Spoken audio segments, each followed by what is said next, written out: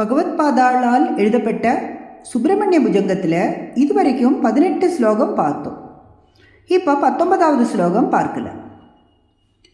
குமாரீஷ சூனோ குஹஸ்கந்த சேனாபதே சக்திபாணி மயூராதிரூட புளிந்தாத்மஜாகாந்த பக்தாட்டிஹாரின் பிரபோதாரகாரி சதா ரட்சமாம் துவம். இந்த 19வது ஸ்லோகம் ரொம்ப முக்கியமான ஸ்லோகம். முருகனுடைய 11 நாமாவளிகளை சொல்லும் ஸ்லோகம். குமாரேஷ சூனோ குஹஸ்கந்த.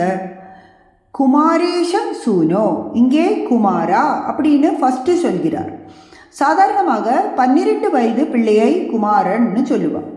முருகப்பெருமான் பிறந்து ஒரே நாளில் குமாரனாக வளர்ந்து தேவர்களுக்கு சேனாதிபதியா அவருக்கு பட்டாபிஷேகம் பண்ணி வச்சார். பார்வதி தேவி கொடுத்த சக்தி ஆயுதம், அதாவது வேலை எடுத்துட்டு போய் அசுரர்களோடு யுத்தம் பண்ணி சூரபத்மனை வதம் பண்றார். அந்த குமாரா. அடுத்தது ஈசசூனோ. ஈசன்னா உலகத்துக்கே தலைவனான பரமேஸ்வரன், சூனுனா அவருடைய குழந்தை. இங்கே ஹே ஈசசூனோ, அதாவது பரமேஸ்வரனுடைய பிள்ளையே அப்படிங்கிறார். அடுத்த நாமம் குஹ. குஹ என்றால் ஹிருதய குகையில் வசிக்கும் ஆத்மஸ்வரூபமான பகவான்னு அர்த்தம். ஸ்கந்த. ஸ்கந்த என்றால் பக்தர்களுடைய பாவத்தை போக்குபவன், முக்தியை அளிப்பவன் அப்படின்னு அர்த்தம். அடுத்தது சேனாபதே சக்தி பாணி மயூராதிரூட. சேனாபதே, தேவர்களுடைய சேனைக்கு அதிபதியாக இருப்பவனே அப்படின்னு ஒரு அர்த்தம். தேவசேனுடைய பதிங்கிறதுனாலும் சேனாபதே. அடுத்தது சக்திபானே, அம்பாள் கொடுத்த சக்தி ஆயுதம் கையிலே வச்சுண்டு இருப்பவரே.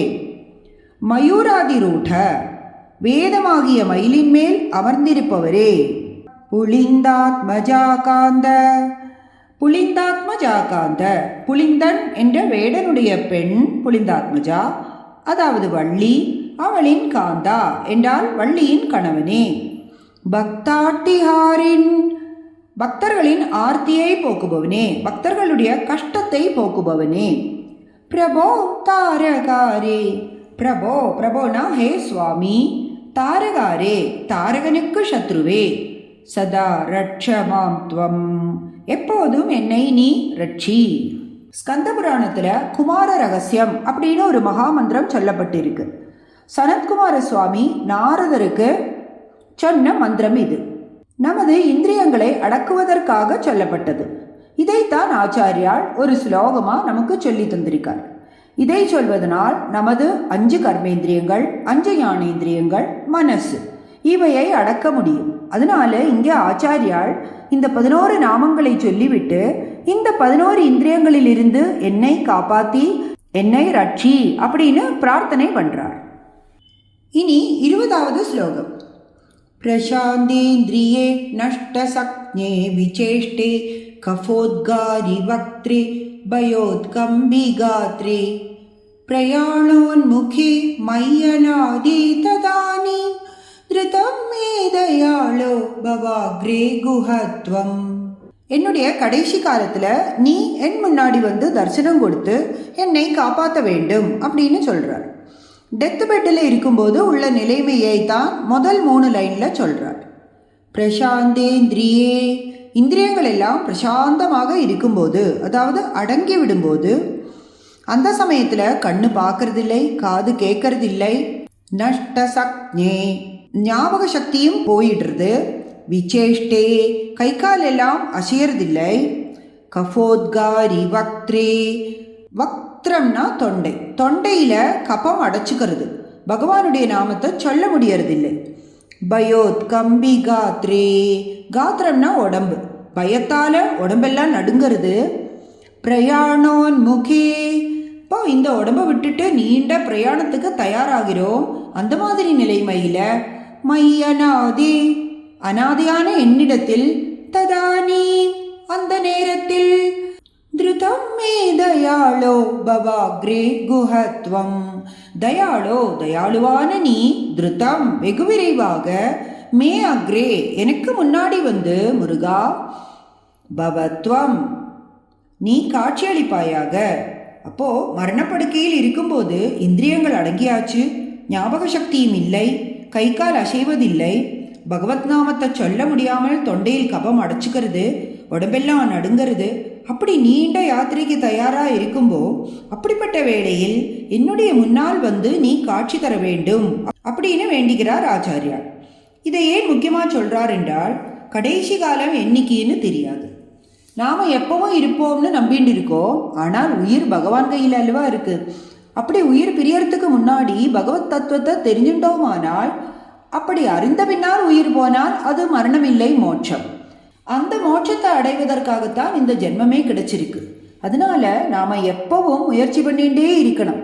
பகவத் தியானம் பஜனம் பண்ணிட்டு இருந்தோமானால்தான் கடைசி நிமிஷத்தில் பகவானோடு ஞாபகம் வரும். இனி 21வது ஸ்லோகம். கிருதாந்தஸ்ய தூதேஷு சண்டேஷு கோபாத்தஹ சிந்தி பிந்தீதி மாம் தர்ஜயத்சு மயூரம் சமாருஹ்ய மா பைரிதித்வம் புரசக்தி பாணீர் மமா யாஹி சீக்ரம். 20வது ஸ்லோகம் மாதிரி இந்த 21வது ஸ்லோகத்திலையும் கடைசி நேரத்தில் நீ என் முன்னாடி வந்து தரிசனம் கொடுக்கணும் அப்படின்னு வேண்டிக்கிறார். இப்போ முதல் 2 லைனில் யமதூதர்கள் எப்படி வருவா அப்படின்னு படம் பிடிச்சு காட்டுறார். கிருதாந்தஸ்ய, கிருதாந்தக என்றால் யமன், கிருதாந்தஸ்ய யமனுடைய, தூதேஷு சண்டேஷு, சண்டேஷு தூதேஷு ரொம்ப உக்கிரமாக இருக்கிற தூதர்கள், கோபாத் அவ ரொம்ப கோபத்துடன், தஹன் சிந்தி பிந்தீதி, தஹ எரி இவனை, சிந்தி வெட்டு, பிந்தி ரெண்டா பிளந்து போடு, இப்படியெல்லாம் மாம் தர்ஜயத்சு இப்படி என்னை அதட்டி பயமுறுத்துகிறார்கள். இனி 3வது 4வது லைனில் அந்த சமயத்தில் நீ என் முன்னாடி வர வேண்டும் என்கிறார்.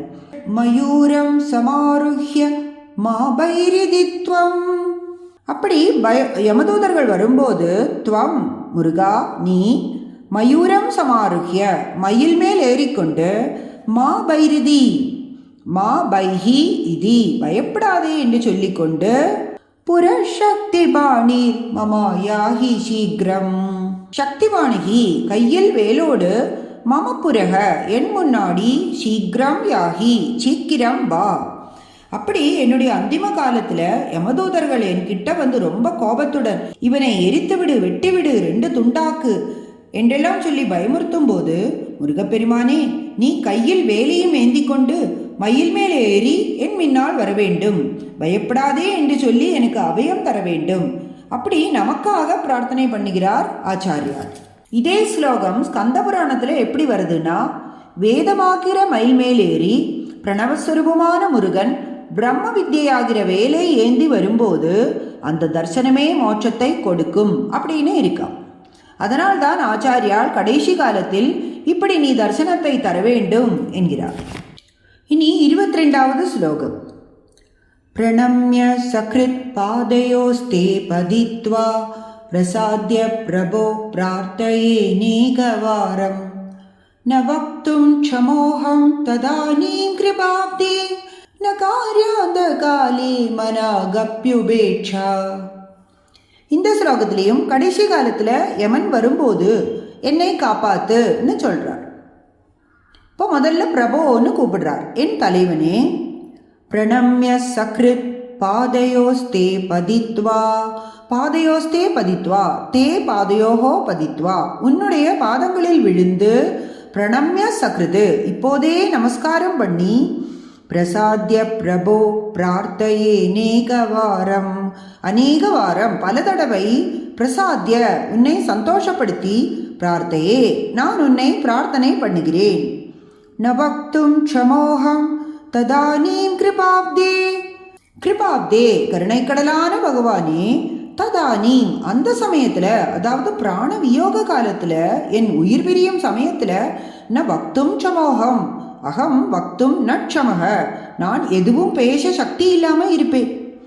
ந கார்யாந்த காலே மனாகப்யுபேட்ச அந்த காலே அந்த கடைசி காலத்தில், மனாகப்யுபேட்சா ந மனாகபி கொஞ்சம் கூடி, ந உபேட்சா அலட்சியம் பண்ணிவிடாதே, வந்து என்னை காப்பாற்றவே வேண்டும் என்கிறார். அப்போதைக்கு இப்போதே சொல்லி வைக்கிறேன் என்கிற மாதிரி ஆச்சாரிய சுவாமிகள் சொல்கிறார். நான் இப்பவே உன் காலில் விழுந்து நமஸ்கரித்து பல தடவை உன்னுடைய நாமங்களை பாடி உன்னை சந்தோஷப்படுத்தி உன்கிட்ட இப்பவே வேண்டிக்கிறேன். ஏன்னா உயிர் பிரியும் சமயத்தில் நான் பேசவே சக்தி இல்லாமல் இருப்பேன்.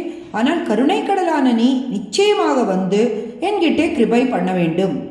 எனக்கு தகுதி இல்லைனாலும் நீ நிச்சயமாக என்கிட்ட வந்து என்னை காப்பாற்ற வேண்டும். இப்படி ஆச்சாரியால் நமக்கு எப்படி பிரார்த்தனை பண்ணணும் அப்படின்னு காண்பிச்சு தரார் இந்த ஸ்லோகத்தில். இனி 23வது ஸ்லோகத்தில் மனக்கவலைகள் என்னை வாட்டுகிறது, அதிலிருந்து நீ என்னை விடுவிக்கணும் அப்படின்னு வேண்டிக்கிறார். சஹஸ்ராண்ட போக்தா த்வயா சூரநாமா ஹதஸ்தாரக சிம்ஹவக்த்ரஸ்ச தைத்யஹ மமாந்தர் ஹிருதிஸ்தம் மனக்லேஷமேகம் நஹன்சி பிரபோ கிம் கரோமி க்வயாமி. சஹஸ்ராண்ட போக்தா, இந்த உலகத்தை 1000 அண்டங்களாக செய்து ஏக சக்கராதிபதியா ஆண்டு இருந்தான் சூரபத்மன் என்கிற அசுரன். சஹஸ்ராண்ட போக்தா த்வயா சூரநாமா, சூரன் என்கிற பேருடையவன் சூரநாமா. சகசிராண்ட போக்தா, 1000 அண்டங்களையும் ஆண்டு இருந்தான். அதை தவிர ஹதஸ்தாரக சிம்ஹவக்த்ரஸ்ச தைத்யஹ, தாரகஹ, தாரகன் என்கிற அசுரன், சிம்ஹவக்த்ரஹ, சிம்ஹவக்த்ரன் என்கிற அசுரன், துவயா ஹதஹ, உன்னால் கொல்லப்பட்டார்கள். அந்த தைத்தியர்களை எல்லாம் நீ வதம் பண்ணினாய். மமாந்தர் ஹிருதிஸ்தம் மனக்லேஷமேகம், மமாந்தர் ஹிருதிஸ்தம், என் ஹிருதயத்துக்கு உள்ளே இருக்கும் மனக்லேஷம் ஏவம், மனக்லேஷம் மனக்கவலை என்கிற அசுரனை நஹன்சி பிரபோ, ஹே பிரபுவே அவையை கொல்ல மாட்டேங்கிறியே. கிம் கரோமி, நான் என்ன பண்ணுவேன். கொயாமி, யார்கிட்ட போய் கேட்பேன். சூரபத்மன், சிம்ஹபக்திரன், தாரகன் அப்படிப்பட்ட அசுரர்களை எல்லாம் வதம் பண்ணினான். ஆனால் என் மனசுக்குள்ளே இருக்கும் கவலைங்கிற ஒரு அசுரனை மட்டும் நீ கொல்ல மாட்டேங்கிறியே அப்படின்னு கேட்குறார். இதுக்கு பெரியவர்கள் சொல்லும் அர்த்தம் என்னவென்றால், நமக்குள் காமம், குரோதம், லோபம் அப்படின்னு 3 சத்துருக்கள் இருக்கு. அதுதான் இந்த தாரகாசுரன், சூரபத்மன், சிம்ஹபக்திரன். ஞான பண்டிதனான சுப்பிரமணிய சுவாமி அவர்களை வதம் பண்ணினால்தான் நமக்கு மோட்சம். அதனால முருகா என்ன காப்பாத்து அப்படின்னு முருகனை வேண்டிக்கணும் என்று ஆச்சாரியர் சொல்லித் தருகிறார் இந்த ஸ்லோகத்தில்.